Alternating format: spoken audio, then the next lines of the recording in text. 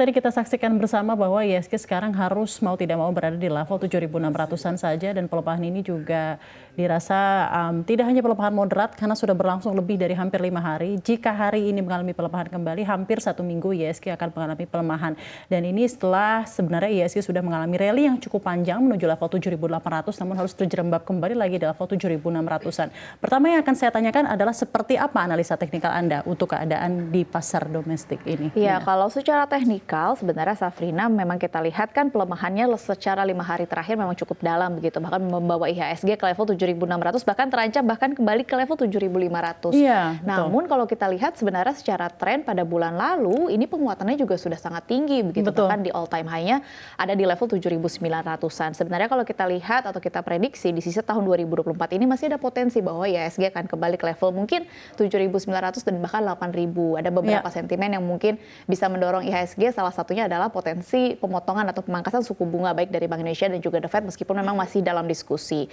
Nah, itu tadi secara teknikal sebenarnya secara general, tapi pergerakan IHSG hari ini kalau kita lihat secara fundamental begitu ya, cenderung diwarnai oleh sentimen pasar dari global sebenarnya. Dari dalam negeri ini cukup minim begitu sentimennya, tetapi tampaknya memang kekhawatiran pasar ini mulai mereda atas dampak yang ditimbulkan dari konflik yang berkepanjangan di Timur Tengah terhadap pasokan energi itu tadi yang mesti menjadi concern utama para pelaku pasar. Hal ini terjadi setelah harga minyak global terpantau ambles meski memang konflik di kawasan Timur Tengah ini kembali memanas. Harga minyak anjlok ini kalau secara data adalah sebesar 6% pada perdagangan Senin kemarin setelah serangan balasan dari Israel pada hari Sabtu pada akhir pekan terhadap militer Iran tidak mengenai fasilitas minyak dan nuklir sehingga tidak mengganggu pasokan energi itu sendiri. Jadi gagal begitu ya rencananya. Kembali meningkatnya tensi geopolitik di Timur Tengah ini kalau kita lihat memang tentu saja akan memberikan kekhawatiran bagi para pelaku pasar, termasuk salah satunya investor untuk berinvestasi tentunya di suatu negara begitu ya. Bukan tidak mungkin bagi para pelaku pasar akhirnya akan melakukan aksi profit taking terlebih dahulu hingga berujung pada keep cash dulu nih, tahan dulu dan mungkin menempatkan dananya ke instrumen-instrumen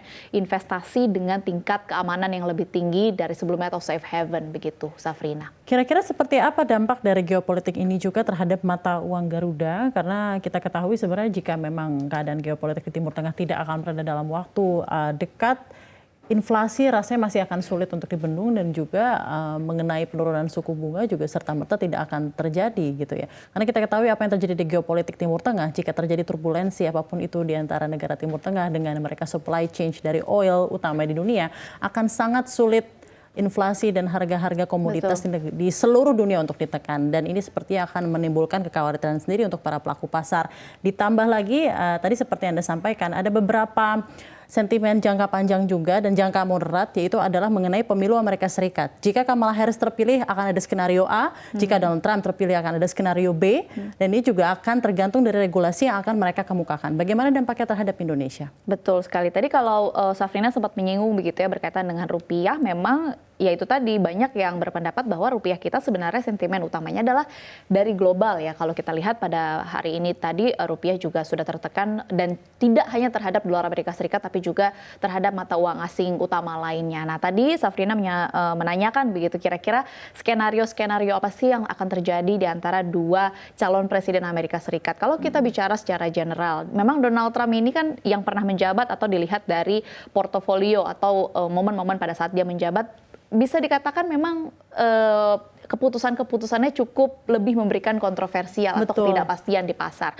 Misalnya kalau kita bahas mulai dari kebijakan perdagangan, diprediksi kalau akhirnya Donald Trump menang ini dia akan lebih protektif begitu terhadap negaranya, dan kemungkinan akan melanjutkan kebijakan-kebijakan yang cukup agresif yang juga akan berdampak negatif baik pada ekspor Indonesia ke AS, terutama di sektor-sektor yang strategis misalnya tekstil dan juga produk pertanian. Nah, ketidakpastian perdagangan ini mungkin akan harus terjadi negosiasi ulang terhadap perjanjian perdagangan yang dapat menciptakan ketidakpastian bagi investor. Kemudian kalau kita lihat juga berkaitan dengan kebijakan perdagangan ini kan Indonesia juga sudah mulai menunjukkan stance-nya, yaitu pada salah satunya adalah kita bergabung ke BRICS. Tapi kan sebenarnya sebagai mitra ya. Betul. Not necessarily tergabung dalam BRICS, tapi mitra BRICS Ya dengan Plus.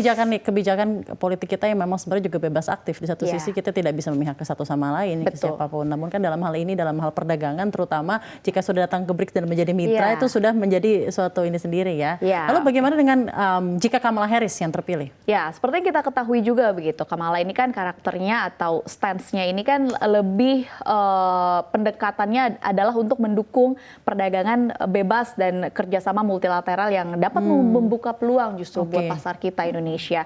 Kemudian sebenarnya yang menarik untuk di-highlight adalah ya tadi yang Trump itu adalah di mana stance Trump ini berkaitan dengan energi, dia lebih pro ke energi fosil dibandingkan energi baru terbarukan. Berkebalikan dengan Harris yang tentunya ini pasti akan berpengaruh dong ke Indonesia sebagai salah satu yang mengekspor batu bara begitu. Yang pastinya dari dua kebijakan ini bisa dipastikan bahwa dari pemilihan atau bila terpilihnya Trump, ini pastinya akan lebih memberikan ketidakpastian secara general di global dibandingkan kalau akhirnya Kamala yang terpilih. Oke, baik.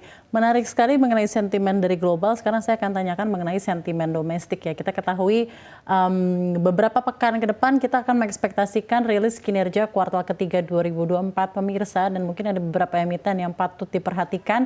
Dan kalau saya lihat di sini analisa hari ini dari segi market, ada beberapa emiten di sektor perbankan atau big caps yang biasanya menjadi jagoan di pasar domestik kita justru hari ini malah menjadi lagar di IHSG. Dan di satu sisi ada beberapa emiten-emiten perbankan yang sebenarnya secara fundamental sudah baik seperti BBRI, BBCA, BBNI, BMRI. Namun pada kenyataannya hari ini justru merah membara dan menyumbang koreksi yang cukup banyak terhadap pelemahan IHSG hari ini. Analisa Anda seperti apa, Dina? Kalau dilihat dari aktivitasnya, memang kita ambil contoh dari perbankan 4 dengan kapitalisasi terbesar yaitu BMRI, BBNI, BBCA dan juga BNI begitu ya. Tadi seperti yang sudah Safrina katakan, sebenarnya secara fundamental sudah oke, tapi hari ini tertekan dan bukan saja hari ini tapi beberapa hari terakhir bersamaan dengan IHSG sudah tertekan begitu. Tapi kalau kita lihat utamanya sebenarnya dari beberapa perbankan ini sudah melakukan laporan keuangan begitu. Ada salah satunya adalah bank swasta terbesar di Indonesia yaitu BCA yang membukukan laba bersih sebesar 41,1 triliun rupiah. Ini tumbuh 12,8% secara tahunan pada kuartal 2 2024. Kemudian kalau kita lihat juga ada BNI yang sudah membukukan laba atau melaporkan pembukuan laba sebesar 16,3 triliun hingga bulan September 2024. Ini naik 3,52% secara tahunan. Nah, meskipun memang sedang tertekan, sebenarnya jangka panjangnya bagi perbankan-perbankan kapitalisasi besar ini masih ada potensi untuk menguat kembali begitu, yaitu itu balik lagi di tengah sentimen di mana ada potensi bahwa suku bunga The Fed akan dipangkas yang akan diekor oleh suku bunga Bank Indonesia, meskipun memang besaran basis poinnya masih didiskusikan. Masih didiskusikan, tapi ekspektasi di kisaran 25-50 basis poin ya. Di sisa tahun 2024. Ya, sisa tahun 2024 ini. Kita harapkan memang masih ada optimisme yang juga masih bisa kita tunggu di pasar domestik kita menanti kebijakan penurunan suku bunga yang masih akan dilakukan oleh The Federal Reserve dan juga akan diikuti oleh Bank Sentral kita, Bank Indonesia, yang akan jadi pemantik penguatan pasar domestik sampai akhir tahun. Terima kasih banyak Dina atas analisanya.